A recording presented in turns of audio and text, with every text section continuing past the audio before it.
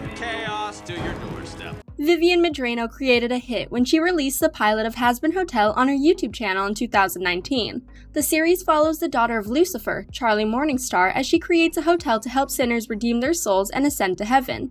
She's joined by new friends, allies, and enemies, complete with successes and dramatic setbacks. The pilot was so famous that Amazon Prime chose to turn it into a complete series, which released its first season in 2024. During the years-long hiatus, fans were able to explore and enjoy other locations and characters in the same universe through the spin-off series Helluva Boss. In today's video, we'll discuss story elements that may occur if Medrano releases a crossover event for these popular series. You have no idea what I lost in that fire. Number 1. Heaven vs. Hell. One of the primary conflicts in Hazbin Hotel is Heaven's overbearing control over the Pride Ring and the sinners who live there. Sometime in the past, Lucifer made a deal with Heaven that allowed annual exterminations where exorcists arrived to curb the sinner population due to a, quote, overpopulation crisis. However, it's apparent in Welcome to Heaven that the High Seraphim fears the potential uprising and is trying to prevent Hell from having a substantial army. While neither side wants an all-out war, Charlie and her allies have no choice when their attempts to avoid the extermination peacefully fail. In the season finale, The Show Must Go On, the exorcists arrive at the Hazbin Hotel for a final battle, where many angels die, including their leader, Adam. Charlie may have incited the uprising that Sarah fears, which may have influenced an all-out war between Heaven and Hell. While Heaven may solely target the Pride Ring during their exterminations, IMP has run-ins with angels.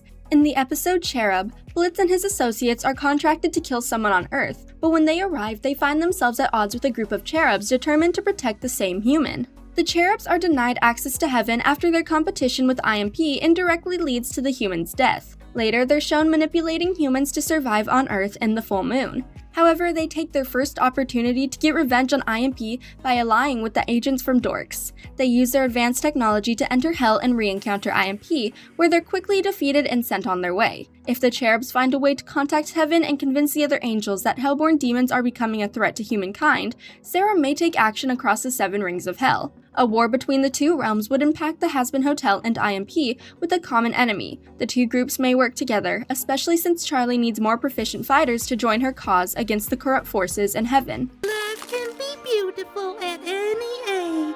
And we'll show him! Yeah! Number 2. The complete 7 deadly sins. In the known hierarchy of Hell, the highest ranking and most powerful demons are called the 7 deadly sins. These demons are led by Lucifer, with each of them representing and residing in one of the 7 rings. While Lucifer is the reigning king, fans speculate that he depends on the other sins to help him manage all of the rings, with someone capable of keeping a closer eye on their location. As the Sin of Pride, Lucifer makes his debut in Hazbin Hotel, where most of the series takes place in the Pride Ring. While he interacts with hellborn demons, he spends most of his time overlooking sinners, the humans who have died and entered Hell due to their behavior. As the finale of the first season, he is working alongside Charlie to rebuild the Hazbin Hotel, hold off Heaven, and give sinners a second chance at a happier afterlife.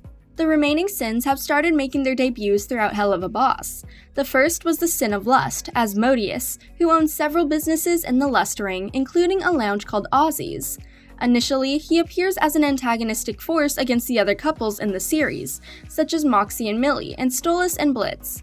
However, he quickly shows his true colors when his partner Fizzaroli is involved.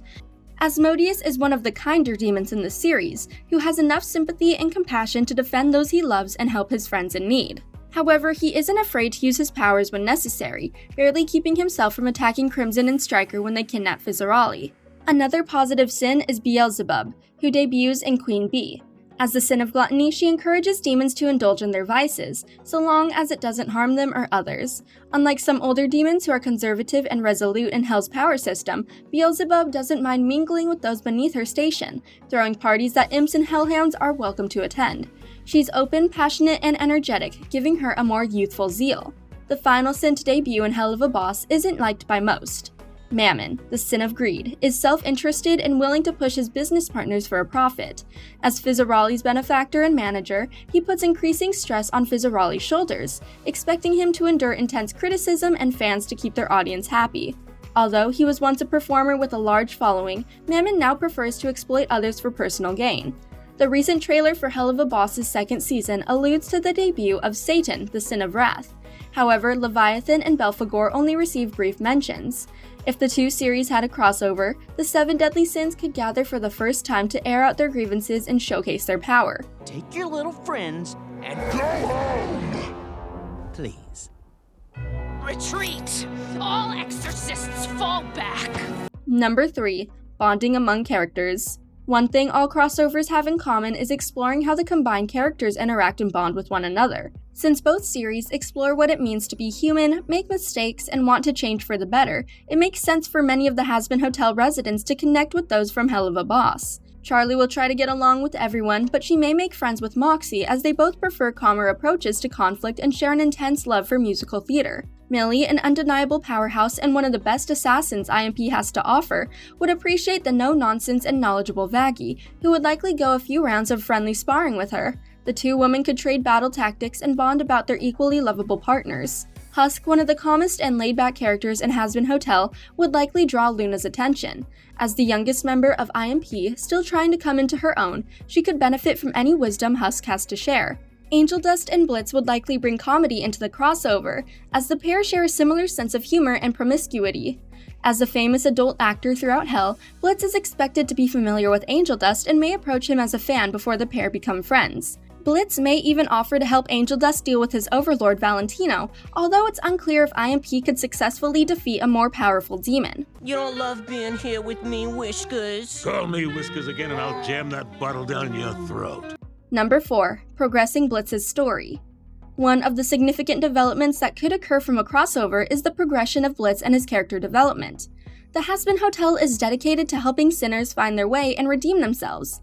While the concept seems far-fetched initially, the series proves that redemption and change were possible when Serpentius entered heaven after his death.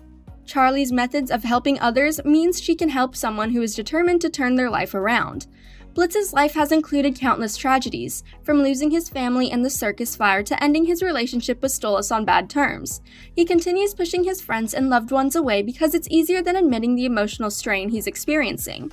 However, in the recent trailer for the second season, there's a line from Blitz claiming he can change. The line delivery makes him sound sincere, as if he's dedicated to changing his life for the better so that he can foster his relationships rather than harm them. However, change like that can be scary and challenging to achieve. A crossover event with the Hazbin Hotel could provide Blitz with a welcoming and supportive environment where others are willing to help him take the first step. You can do this every time. Like, you can just play with our feelings because we're smaller and not as important. While the potential of a crossover between the series is slim, many different story elements could benefit Helluva Boss and Hazbin Hotel by joining together. The exclusive cast of characters would band together to change one another and impact Hell throughout the 7 rings. A common theme in the two stories is exploring the humanity and good in people, even where someone wouldn't expect to find it. Like the sinners trying to redeem their souls, Blitz strives to improve himself, allowing their goals to align enough to warrant working together. Satan's balls. First we deal with heaven's table scraps, now this. I guess. You can say you say. Thanks for watching. If you enjoyed this video, hit that like button, subscribe to our channel, and turn on notifications to stay updated on our uploads. Don't worry, Mox. By the end of the night, I'll have Stolas eating out of my... If the gag will let him.